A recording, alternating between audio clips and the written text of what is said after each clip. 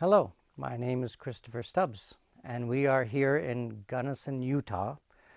We have come to Sound Lab Electrostatic Speakers production and headquarters. Right now we are in the panel assembly studio for Sound Lab, and what I have made here is a breakdown of the Sound Lab speaker, because as we might all know, that the finished product of a Sound Lab looks something like this.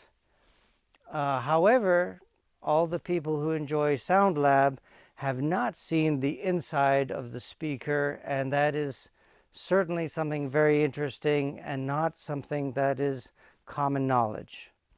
What I hope to do now, because I'm very interested to understand what's going on the inside, is to invite Dr. Roger West to join us here and to talk about the different stages of the panel assembly for us all. Okay, I'm here now with Dr. Roger West on my left, and on my right I have one of Sound Lab's finished product speakers. And so my first question for Dr. West is, what's making the sound?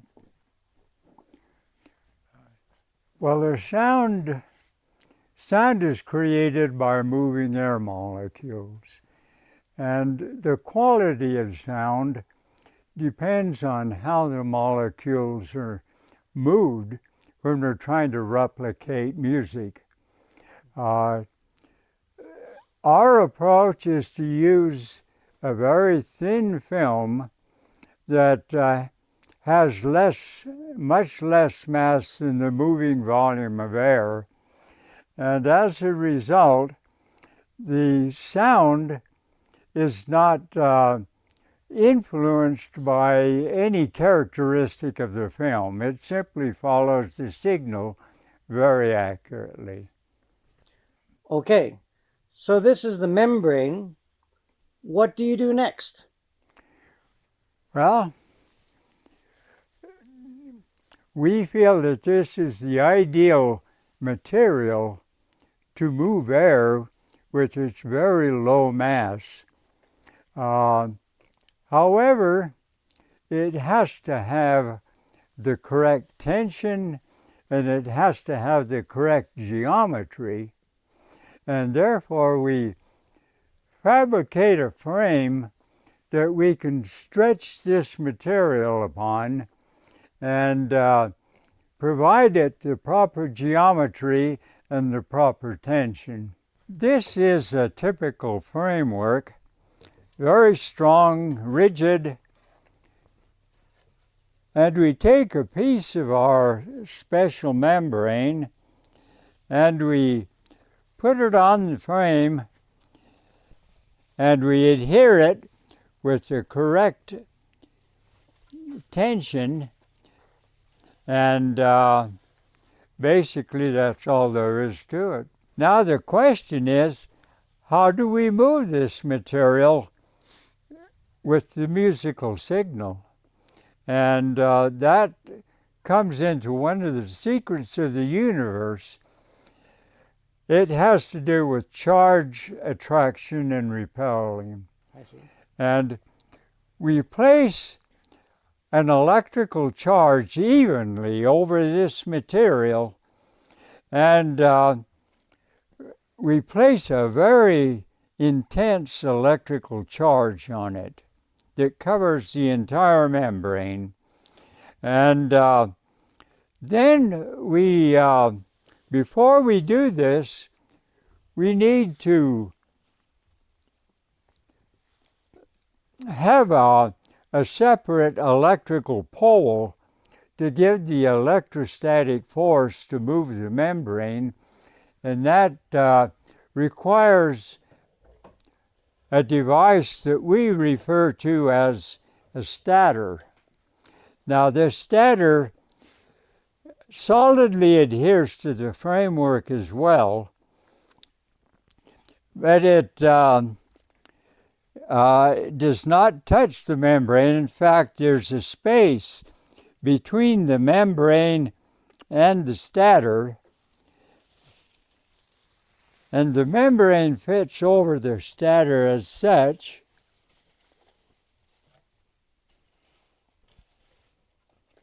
And try to make it smooth. Have you pull there. There we go. There's a good example.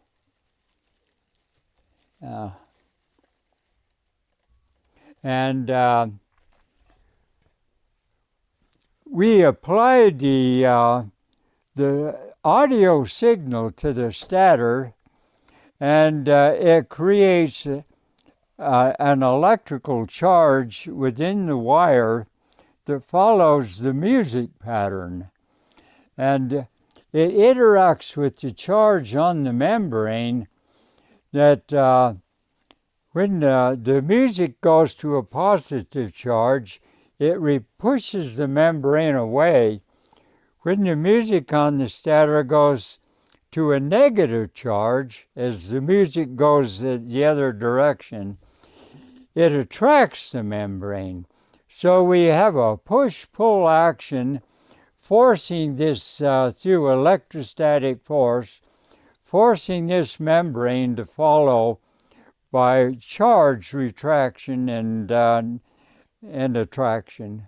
Okay, so then I want to ask you, Dr. West, I notice the different sizes here. Why are they made this way? Well,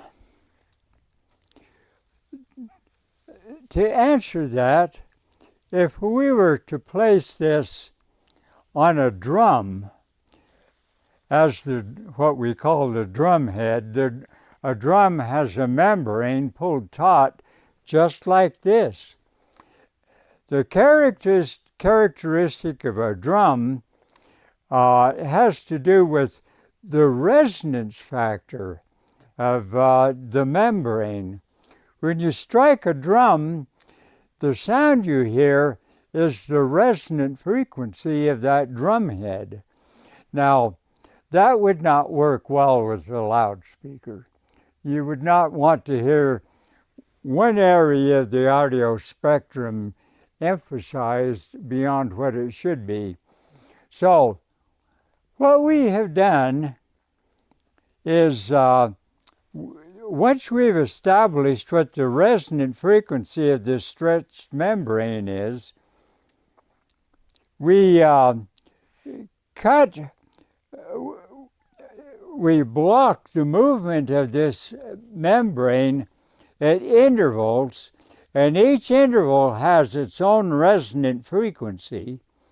And we do it such that the original resonance is cut up into smaller resonances, and we choose the spacing on these to equalize the bass so that it has flat response. And so basically we call it distributed resonance, and it eliminates that sharp drumhead resonance and gives us a beautiful flat bass response. The complete speaker requires the stator to be placed in a second half, and with space between the membrane and the two stators, it's equal on both sides of the membrane. So, assuming we have a stator in this side, we then place the second half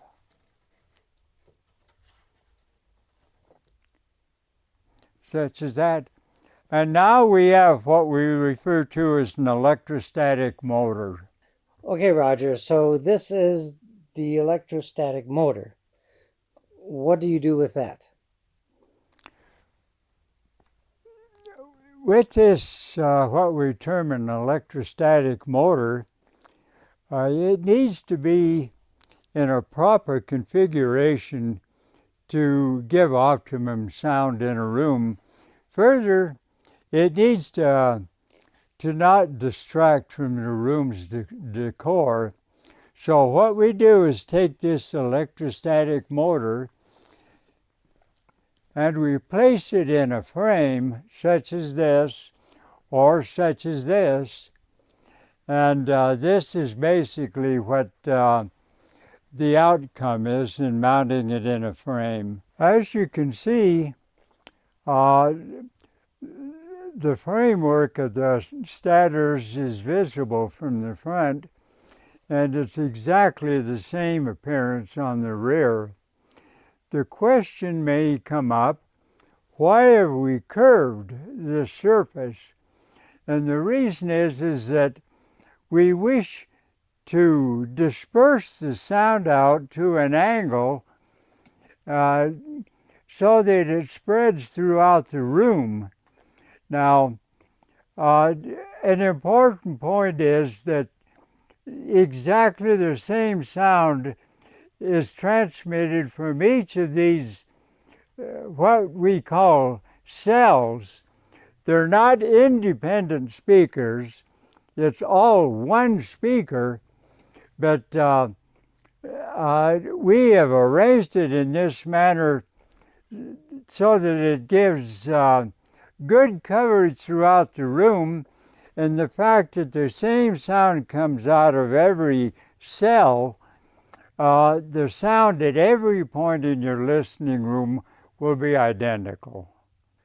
Okay, so there we've had a look into the mystery of what's inside a Sound Lab speaker, which is this here. Now, what happens when we ship out the speakers to you? We have to give it a cover, and the standard black grill is like this. But you also have several options, including the steel out frame. We have the wood frames here. And as many people would like to know, is that there are several options for the wood. There's oak, there's walnut, there's cherry, there is maple. And then for the grill fabrics, there's several options. In fact, I'm showing just 4 here, but there are literally about 40 different colors that you can choose. And the reason for that is that in everybody's room, you'd like to have something that's pleasant and blends in with your decor.